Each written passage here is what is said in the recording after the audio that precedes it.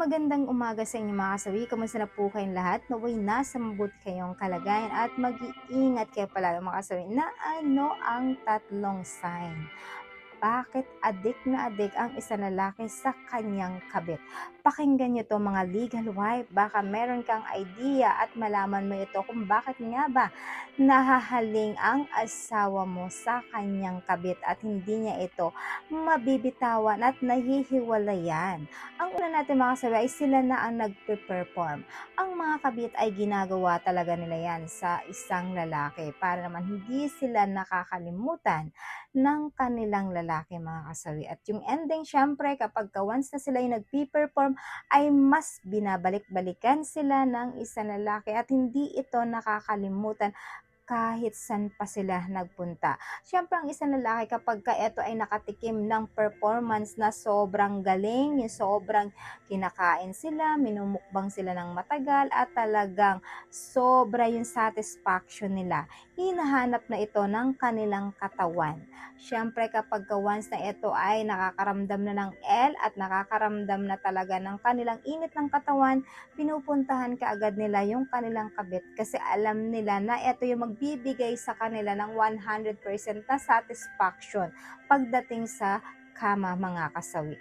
Ayan lang po yung ating una na sign. Ang pangalawa mga kasawi is umiinom ito ng kanilang gatas. Siyempre mga kabit, gagawin talaga nila yan para naman ang mga kalalakihan ay kababaliwan sila.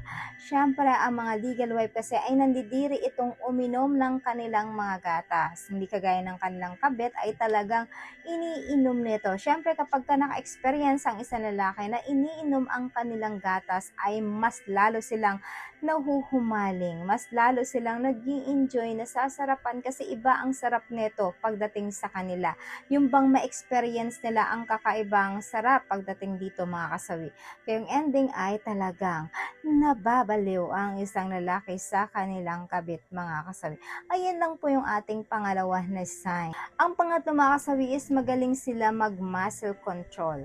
Siyempre mga legal wife, sabi ko nga sa inyo, kaming mga legal wife ay tamad pagdating sa kama. Nakatihiya lang, hindi alam kung ano ang gagawin na performance. Hindi kagaya ng mga kabit ay magaling silang mag-aral kung ano ba ang makakapagpapaligaya sa isang lalaki, kung ano ba yung hindi pa natitikman ng isang lalaki, yung talagang pinag-aaralan nila, ina-apply nila ito para naman kahit paano pag nagkasama na sila ng isang lalaki ay talagang mas satisfied ang isang lalaki at talagang ito ay mapapasigaw at ng masarap mo talaga pagdating sa kama, nakakabaliw ka, iba yung sarap-sarap mo.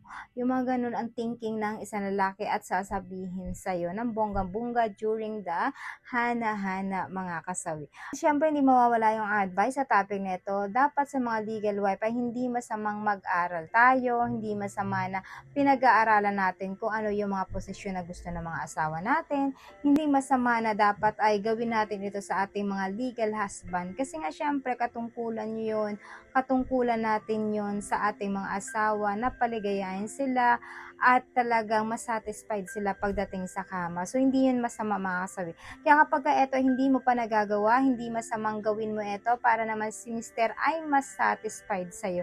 Na instead na si Mrs. pa ang magbigay sa kanya ay si Kabit yung magbibigay sa kanila. Kaya nga siyempre ang mga kalalakihan ay nababaliw sa kanilang mga kabit mga kasawi. Ayan lang po mga kasawi yung aking advice. Maraming salamat po sa patuloy na pagsuporta niyo sa akin sa walang sawang pag-share at pag-comment. Sa mga hindi pa po nakapag-subscribe mga kasawi, pwede kayo mag-subscribe, pwede rin kayo mag-follow para updated kayo sa topic ko araw-araw. Magandang umaga mga kasawi. Mahal kayo ng inyong advisor.